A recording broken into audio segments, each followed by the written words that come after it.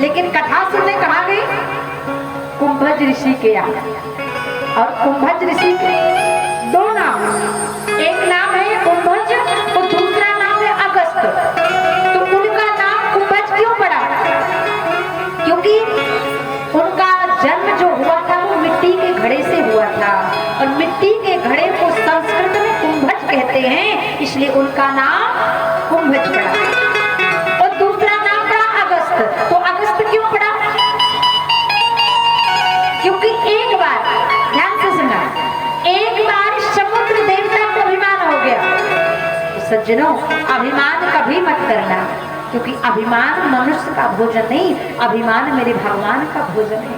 और जो अभिमान करता है कि ये मैंने किया, वो मैंने किया, ये मैंने किया, तो एक ना एक दिन उसका संहार ही हो जाता है। क्योंकि जो बकरा होता है, पाठा खसी, वो हमेशा मैं करता है, तो बलि किसकी दी जाती है? बकरा। इसलिए कभी मैं मत करना। एक बार समुद्र को अभिमान हो गया कि मैं इतना बड़ा हूँ, मेरे अंदर सारे जल जीव रहते हैं। तो अगस्त नाम की जो ब्राह्मण थे ना, वो ब्राह्मण गए कहने लगे समुद्र देवता आप बहुत बड़े हो। बोले हाँ है, हम बड़े, हम बहुत बड़े हैं। समुद्र से अगस्त ऋषि ने कहा आप बहुत बड़े हैं, तो क्या हम आपकी समुद्र से 3 अंजलि जल ले ले? समुद्र ने अहंकार में कहा ले लीजिए महाराज, 3 अंजलि जल में हमारा क्या बिगड़ेगा। अब अगस्त ऋषि ने क्या किया, एक कुसा उठाया और कुसा लिया और समुद्र में डाला, और डाल करके जैसे उसका जल निकाल कर हाथ पर रखा, बोल पड़े ओम केशवाय नमः। केशवाय नमः कहकर जैसे जल पिया, आधा समुद्र खाली पड़ गया। फिर कुसा को डालते हैं समुद्र में, फिर जल रखा, अंजलि पर हाथ पर रखा और बोल पड़े ओम माधवाय नमः। जैसे माधवाय नमः का पूरा समुद्र खाली, एक छोटा सा गड्ढा बचा। अब उसी गड्ढे में कुसा डाला अगस्त महाराज ने और जल निकालकर अंजलि पर रखा, बोल पड़े ओम गुरु गोविंदा नमो नमः। और जैसे ही जल पिया तो पूरा समुद्र खाली पड़ गया। जितने भी जल जीव थे सब तड़पने लगे। अब समुद्र का अभिमान चूर चूर हो गया। अरे भोलेनाथ के भक्त महाराज अगस्त हमें क्षमा कर दीजिए, पाप हो गया, हमें अभिमान हो गया था, अभिमान रूपी ग्राह ने हमें घेर लिया था, अपना ग्रास बना लिया, क्षमा करिए। अब जो संत होता है ना, जो सच्चा संत होता है उसे कभी क्रोध नहीं आता। अगस्त महाराज जी को दया आ गई और अगस्त मुनि ने तुरंत जो समुद्र का जल पिया था, वह सारा का सारा जल संसार में लघु संख्या के माध्यम से निकाल दिया, और तभी से समुद्र का जल खारा भी पड़ गया। पहले समुद्र का जल मीठा था। अब समुद्र की पुत्री ने देखा कि हमारे पिता खारे हो गए। उस समुद्र की पुत्री कौन है?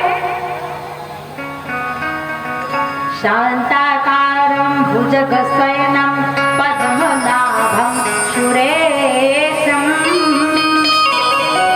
विश्वाधारं गगनशतीशं मेघवर्णं शुभांगं।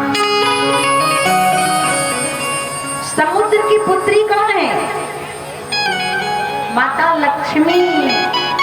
अब माता लक्ष्मी ने देखा कि हमारे पिता को खारा किसने किया? बोले अगस्त नाम के पंडित जी ने। वो जो पंडित होते हैं बड़े खतरनाक होते हैं। अब लक्ष्मी जी ने देखा कि एक पंडित जी आए और ये भी पांडे टोला है, बोलो जय सिया राम। यहाँ सब ब्राह्मण ही ब्राह्मण है। अब ब्राह्मणों की कथा माता लक्ष्मी ने कही।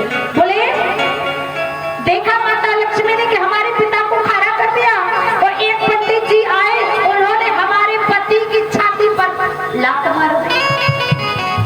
वो पंडित जी कौन है? बोले भृगु पंडित जी। अब लक्ष्मी जी ने ब्राह्मणों से कहा कि हम आपको श्राप देते हैं। पांडे टोला में कथा हो रही, इसलिए ब्राह्मणों की कथा बताना बहुत जरूरी है। अब माता लक्ष्मी ने श्राप दे दिया, अरे ब्राह्मणों, आपको बड़ा ब्रह्म तत्व का अभिमान है, आपने हमारे पिता को खड़ा कर दिया, पति की छाती पर लात मार दी। अगर इतनी जोर से लात मारी, अगर हार्ट अटैक आ जाता विष्णु भगवान को तब। अब लक्ष्मी जी ने श्राप दे दिया, सुनो ब्राह्मणों, आपने हमारे पिता को खड़ा किया, पति की छाती पर लात मारी, इसलिए हम तुमको श्राप देते हैं, जाओ ब्राह्मणों। बोले क्या? माता लक्ष्मी ने ब्राह्मणों को श्राप दिया कि पिता हमारे खारे कर दिए, पति को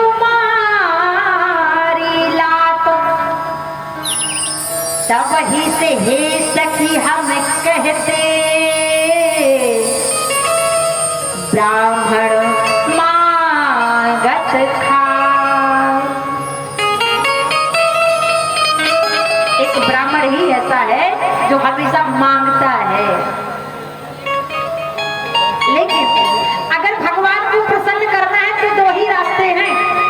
पहला, अग्नि में डालो स्वाहा तो भगवान प्रसन्न हो जाएंगे।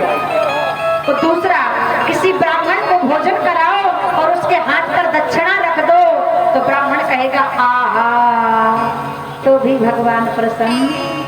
अब माता लक्ष्मी ने सोचा, अरे तो ब्राह्मण है, कलयुग का देवता ब्राह्मण है, जो ब्राह्मण को नहीं मानेगा उसका कल्याण नहीं होगा। अब मैं आपको आशीर्वाद देती हूँ ब्राह्मणों, जिस गांव में जाओगे वो जो तुम्हें दान करेगा, पुण्य करेगा, तुम्हारे चरणों को छुएगा, तुम्हारा भोजन के लिए निमंत्रण करेगा, जो तुमसे कथा भागवत सुनेगा, उसका कुल सहित संसार से तरन तारण भी हो जाएगा। इसलिए कहते हैं कि पूजिए विप्र जो